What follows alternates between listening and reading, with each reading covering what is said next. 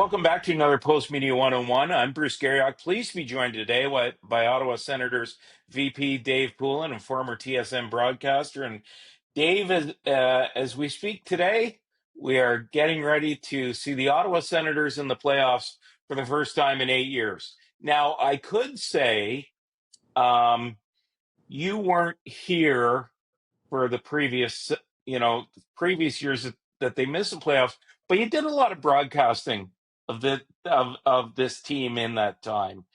Number one, how do you feel for the fan base that they're finally going to get to see playoff hockey? Thanks, Bruce. This is really exciting. And we were here. We were here together last time this team was in the playoffs because we'd moved our whole panel to Ottawa. Yeah. And, James and Bobby McKenzie and Jeff O'Neill and you were involved. And that feels like yesterday to me. It's amazing. I can still picture a Saturday afternoon game and sitting in the airport getting ready to fly home with the producers and that does seem like it was just here. It wasn't just here. It's a long time ago. And really happy. I've seen the city. I've seen the building at its true best during the playoffs. And we're all really excited about this. You look at what it took to get there. There were ups, there were downs, but I just wanted to talk to you a little bit about November because I had a chat with Travis Green in his office at the end. Just went in to see him after I think he'd lost to Anaheim 2-1 on a Sunday afternoon, and that might have been around December 1st. And you played well, but you lost. And I went in to have a chat with him. He said one thing I've noticed about this marketplace is everybody remembers the past. He says I've told these players several times I don't care what happened last November. And do you think maybe it took that mentality, Dave, coming in here to maybe get you over the hump or hurdle or whatever you'd call it? Travis has done a great job with messaging all year. And maybe it is fresh eyes at that position that says, when I was a player, Bruce, we'd go in and we had really good teams, Philadelphia and Boston when I played. And you'd go in and say, well, this team hasn't beaten you in 14 straight games or 16 straight games or whatever. And you'd say, do you know how much has changed in that time? Particularly as the game from the West, you'd say, I don't know. I was in grade 6 the last time that happened. It doesn't matter to me. No. And those things don't. And yet the history is there and the history does linger and you have to break through. And with the core group in particular that had been here, we talked a lot about this. They had to break through. They've played 500 plus games. A couple of our players, Thomas and Brady, have played that many games without playing in a playoff game. So for them, it's real. It's not yesteryear. And yet you've got to dismiss it and say, look at what we have moving forward, and the future is very bright. I look at you going into the playoffs, and it's not just about the core, Dave, but it's what you and Steve Staios and the hockey operations department added to that core in the offseason. Let's start with the goaltender. I remember you speaking to a group of fans. It might have been sometime in May, and uh, you said that the number one priority was goaltending, and that still may have to come internally because you didn't know at that point if you were going to get a deal done. But you were able to go out and get a guy who won a Vezina Trophy in Linus Ullmark 2 years ago. What has he meant in the big picture to success? A goaltender like Linus Ullmark just gives you a swagger and a confidence. I knew it as a player. I knew it as a coach. I knew it as a manager. And in every part of the locker room, it's a different feeling and a different swagger. It just is. And, I was fortunate enough to play with a number of different Vezina Trophy winners. It's crazy. But, I played with Pelle Lindbergh. I played with Ron Hextall. I played with a very obscure, I would say, Vezina Trophy winner, and Jim Carey in Washington, who won the Vezina Trophy. That's And right. Oh my gosh, like, yes. think about that. During the lockout year, he came in from college from Wisconsin What and was won a his Vezina. nickname? What was his nickname? Ace, of The course. the net detective. The net detective. That's right. Yes. Sorry. Ace Carey. Ace Carey. Yeah. And so, but I'd seen the quality of goaltending, particularly with Lindbergh and Hextall, who gave those Philadelphia teams huge swagger. Reggie Lemelin and Andy Moog in Boston gave us such enormous swagger. And so when Steve and I got together in, well, December 31st, January 1st, and he accepted the role of general manager, and I was in my role supporting him. We talked a lot about what we had. We didn't know what we had, Bruce. And it Yeah. wasn't fair to say, well, the core's not ready. We hadn't supplemented the core. We hadn't augmented the core with the right pieces. And we, as time went on, we came to the conclusion as a hockey group that the goaltender position was going to be number one. And so on our list, it was number one, addressing that goaltending position in some fashion, in Yeah. some manner. And we didn't do anything. We were very careful not to do anything that may affect that situation. So we had opportunities to move players, to get players at the trade deadline before that, and we chose not to. We moved Tarasenko, but we were very quiet about what we did at that trade deadline in order to keep everything on the shelf to do the goaltender deal. And we didn't want to move an asset or acquire anything that would disrupt that. And so that's where Steve is very focused and stays on course with things like that. And that became the goal. And then the wind up to that was that morning we're flying to the draft and our flight's delayed 4 hours and we've got the trade on the table waiting to happen. We get to Vegas, and are we going to affect puck drop, and do we go ahead? And we deferred to Don Sweeney, and he wanted to go ahead with it on timing. But getting that done was the first big step, because that propelled us into the draft and then free agency. Right. And so the draft, we got our guy in Carter Yakimchuk, and then free agency started to do business. It's interesting. John Muckler used to talk to me, Dave, about two things. He used to say, number one, you can't be afraid to talk about winning the Stanley Cup. But number two, he always said that putting together a Stanley Cup champion is like baking a cake. And I guess the goalie would be the base of the cake, right? And then you put the other ingredients in around it. And one of the things you did on July 1 was you signed David Perron and you signed Michael Amadio, and I'm going to forget something, and you traded Jacob Chikrin for Nick Jensen. That was the one I was probably going to forget.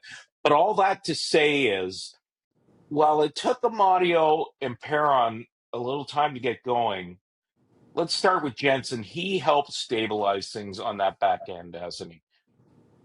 No question that Nick Jensen, the purpose of Nick Jensen was to regroup the defense group and Yeah. to realign it. And we had good players, but the pieces weren't in the right places, and it wasn't balanced. And Nick Jensen is a veteran. We were hopeful of what he could do, and we didn't know at that time, Bruce, whether it would be for Shabbat or Sanderson. We didn't Yeah. know how it would line up, but it lined up right away that Zub would be Sanderson and Jensen would be Shabbat, and now you have two elite pairs. And in some ways, as strange as it sounds, you freed up Thomas Shabbat and Jake Sanderson even more so Yeah. in terms of their roles, and defined their roles. And that's what it is role definition. And then you let the players go out and play. We did get a third rounder back in that deal as well. It redistributed a lot of things for us and let us move forward. We are hopeful, but even looking back at the patience last year that Steve had with Tyler Clevin in leaving him down in Binghamton, or Belleville rather, and Yeah. I had a flashback there. You've done that many times, I'm sure. I've said Binghamton a lot in my Yeah. career. It's okay. So, but also, in a longer range, last year he was by design playing with Nick Matt and so you didn't know the way that was going to develop. But those are the types of things you do in your development system, your minor league, that hopefully pay dividends down the road. And so you really did restructure your defense with the acquisition of Nick Jensen. I look at David Perron had some personal issues at home, and Michael Amadio, who I was told the day you signed him that he's like a Swiss Army knife, has turned out to be just that, hasn't he? And let's start with Amadio, and then maybe you could just talk about the contributions that David Perron has made. Because one thing I said to him was he knows how to play at this time of year. Mm-hmm.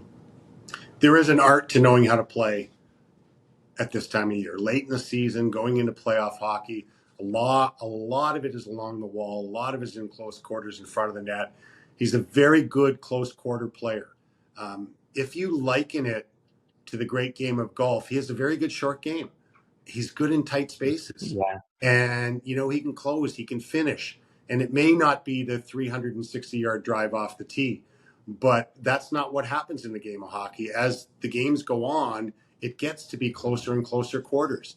And watch the difference in face-offs in the playoffs versus face-offs in the regular season. They're just different. A face-off is different for a left winger versus a right winger. And David brings all those things. Michael Amadio is everything we had hoped he would be. He's moved up and down the lineup. His stick, when it's going, looks like it's on a motor. And it's almost a rudder, if you will. And the blade is turned in a different direction. And the way he attacks the other player's stick and the way he attacks the puck puts it in his best place. And those two guys, they bring championship swagger, Bruce. They bring a Stanley Cup swagger with them. And that's something that you can't replace. How much does that help, David? A guy you know very well because you're a former captain of the Flyers, and he's a former captain of the Flyers. A guy like Claude Giroux. I had a coach say to me, and actually I said this on TV last night that I had a coach say to me, Ottawa uses him too much, but and Steve Sales, when I told him that, didn't disagree, but we both said, but he's such a good player. Like and when that coach said that, they said he's probably getting a little too much ice time for his age, right?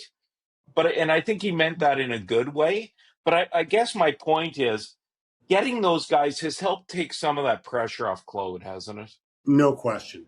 And in terms of the use of Claude Giroux, I've stood behind a bench and coached. You look down the bench rather, you've got a big face off. Well, it's not Yeah, of course, like you look it's a at number given. 28, you look at the name, who's putting out there. I know, I know, I He's know. going to win it at a 64% rate. And Yeah, you're one of the best in the NHL. So that's the thinking and playing too much. It's the ultimate compliment. But yeah. in terms of David, and Michael and Nick Cousins coming in the locker room, I joined the Boston Bruins as a 31-year-old, former captain of the Flyers, and had not a Stanley Cup, but been in the finals a couple of times and had a playoff pedigree with me. And I knew how I was welcomed by Ray Bourque, by Cam Neely, by the veterans in that locker room. Gary Galley was a very valuable veteran in that locker room. And they welcomed me. And it was like, it was another voice. It Yeah. was Yeah. another set of experiences. And that's what David and Michael and Nick bring to Claude is complementary voices in going through the same experiences. One last thing before we go, I think I'd be remiss if I didn't ask you about the Battle of Ontario. You you you will now get the opportunity to see it from both sides. Um, what are your thoughts going into this? Bruce, I'm not as knowledgeable about it because I happened to be in South Bend, Indiana during those Oh, years okay. as head coach of Notre Dame. And at that point, I think it was one of the breaks in the NHL where the Oh, okay. TV situation wasn't exactly ironed out in my home community. So I Right. didn't witness it firsthand. I was a member of the Leafs organization from 2009 to 2014. See, I think you're a lot older than you are, so there you go. Thank you very much. And so, or a lot younger, one of the two. So I really didn't, I'm up on the history. I know all the participants. I know all the players. I was a hockey fan, but I didn't have the ability to watch games every night at that point in my life. But I will say, um, do you think people here want to see it because number one, they know the history, but I think you said earlier and it alluded to this that it's a new chapter. Like the history of what happened from 2000 to 2004, it doesn't matter one bit right now. It doesn't at all. It is a brand new chapter. It's an exciting chapter. Talking to some of our guys over the last couple of days, I mean, they're really fired up about this and, really looking forward to what's ahead. And, this is a huge step for our group, and we're very proud of it. You look forward to seeing guys like I think the one guy that people are really excited about seeing because we saw it during the Four Nations.